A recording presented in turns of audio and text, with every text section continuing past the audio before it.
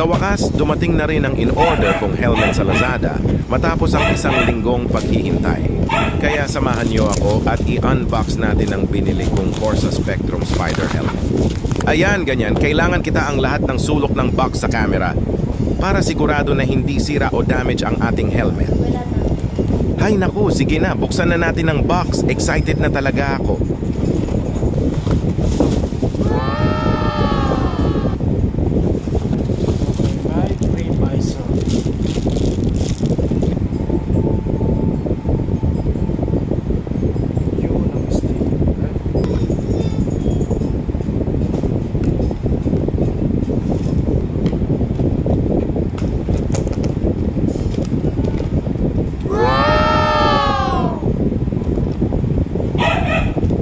Wow, ang pogi mo Gilberto, ala ay bagay na bagay eh.